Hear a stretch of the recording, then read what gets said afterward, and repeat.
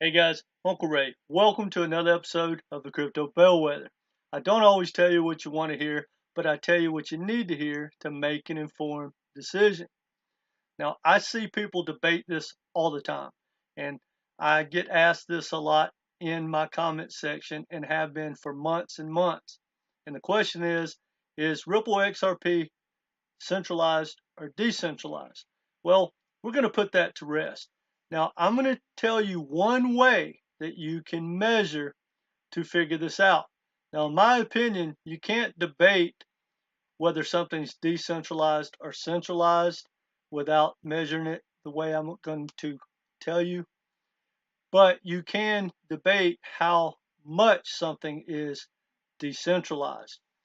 Now, I always use the comparison against Bitcoin.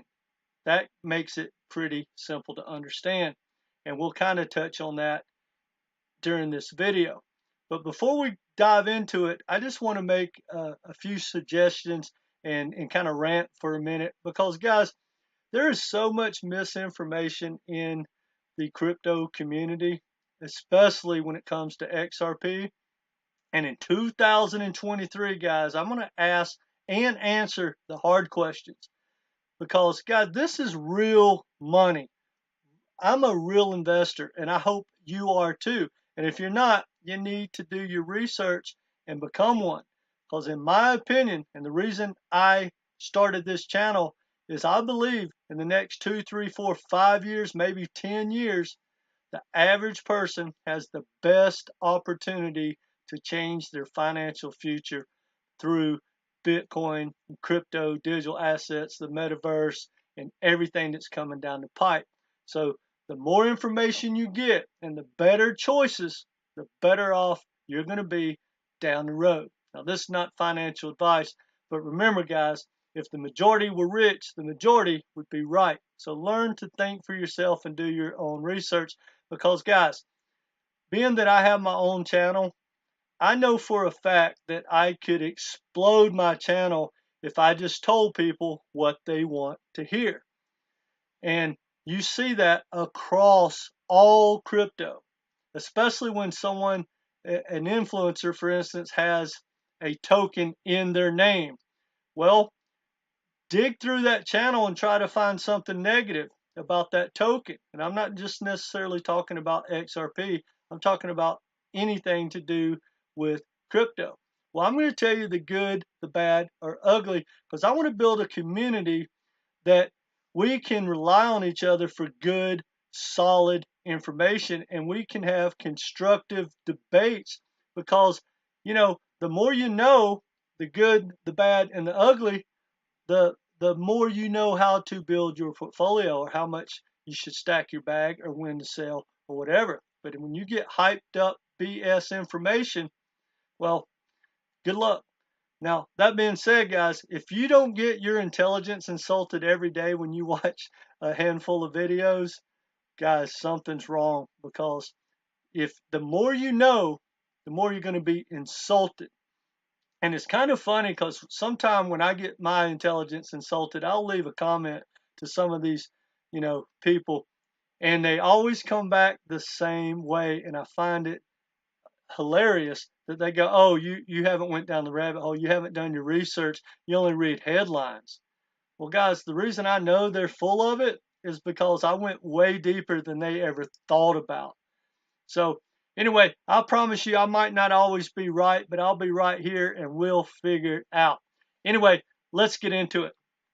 Now, if you ask the question straight up, is XRP centralized or decentralized? Well, here's what Google's going to tell you.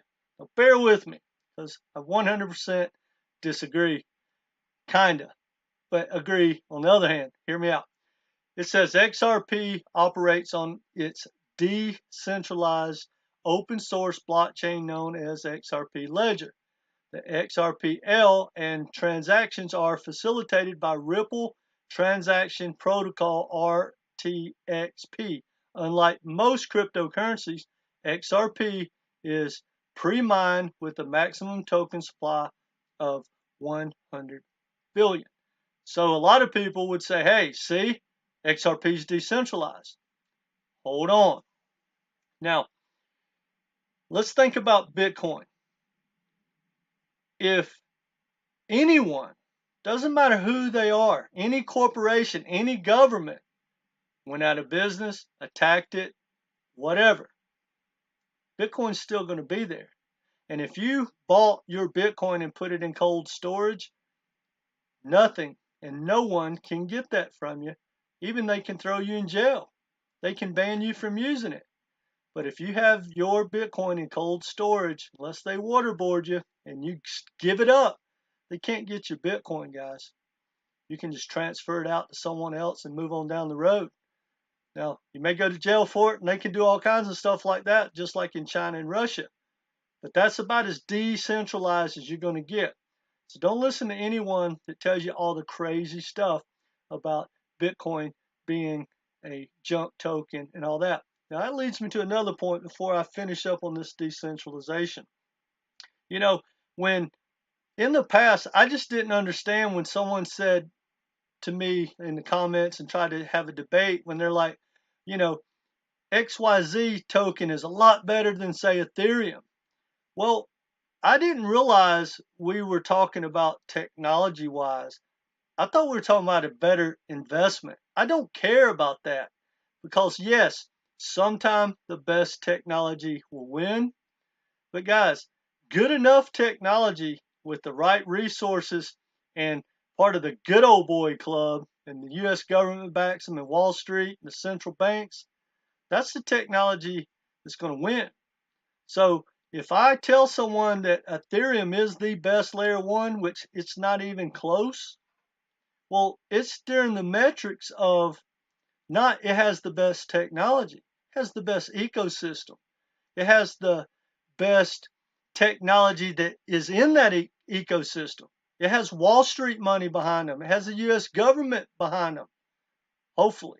We thought so anyway. But do you see what I'm saying?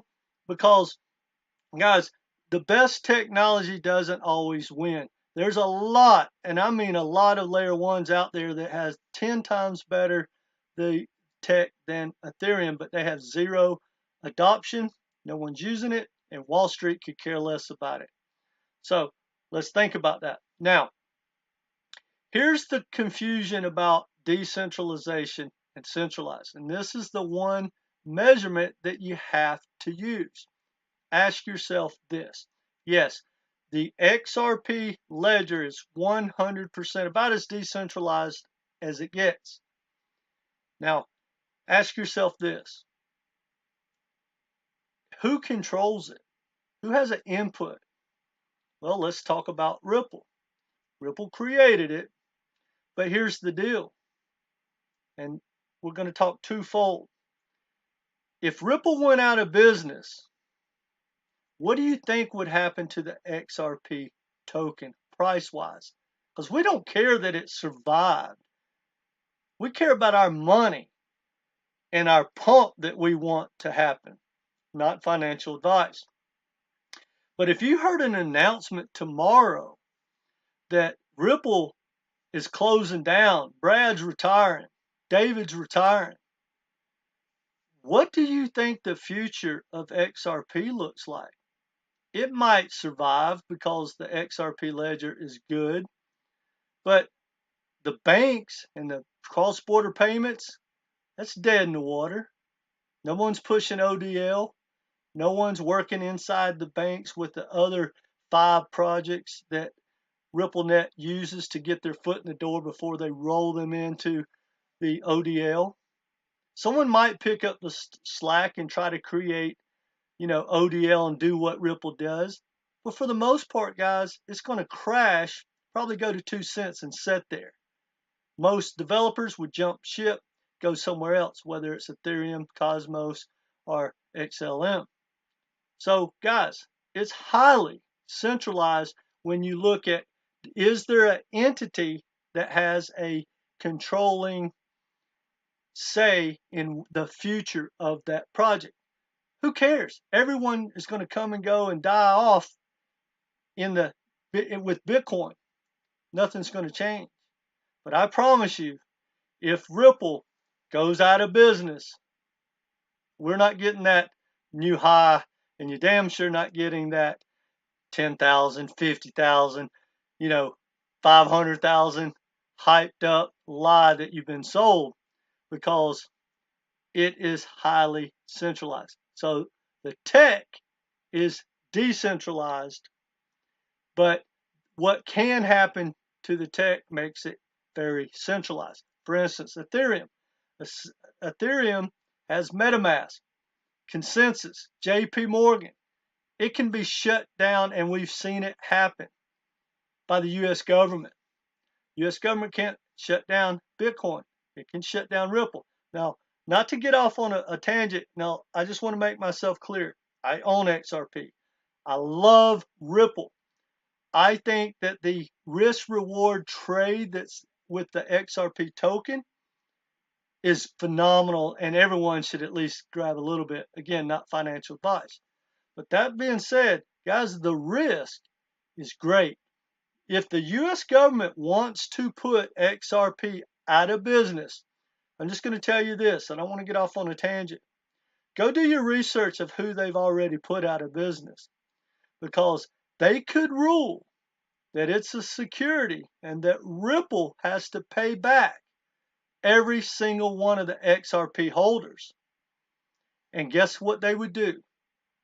They would have to dump all their supply, which is another point.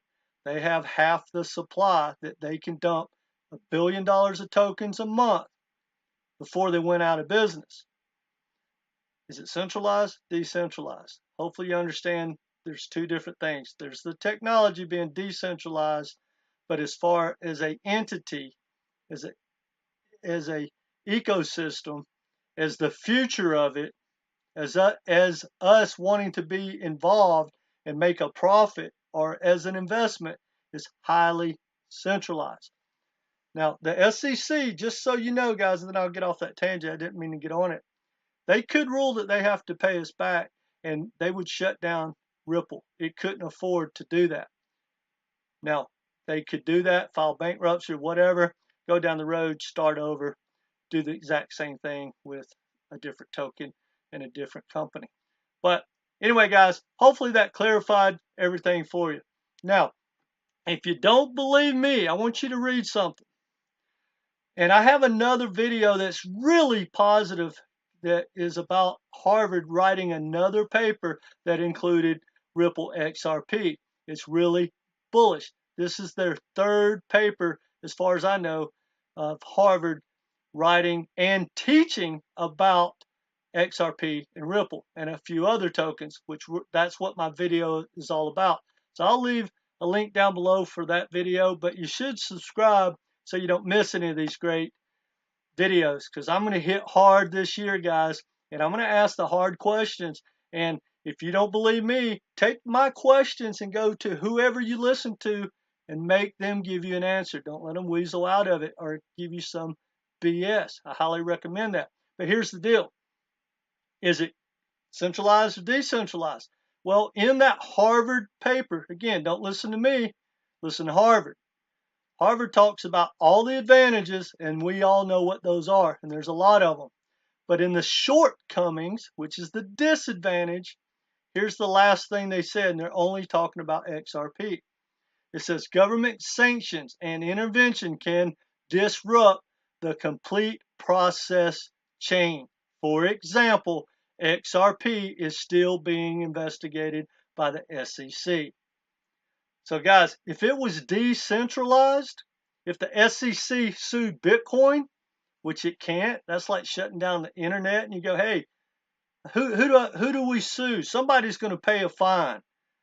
Is it the Wi-Fi company? Who is it? Is it the web pages? We're suing someone. We're shutting down the internet. It's illegal. Well, that's what Bitcoin is. You can't stop it. Well, you can shut down Ripple, and you shut down Ripple, you pretty much shut down XRP. And even if you wanted to leave XRP there, if you shut down Ripple and told them that everyone has to turn in their XRP because it has no value, but they have to turn it in, and Ripple's going to give them their money back or whatever, some settlement And by the way, it won't be a $50,000 per XRP. That ain't going to happen. Anyway, guys, that's all I got for you. Hopefully that clarified everything for you.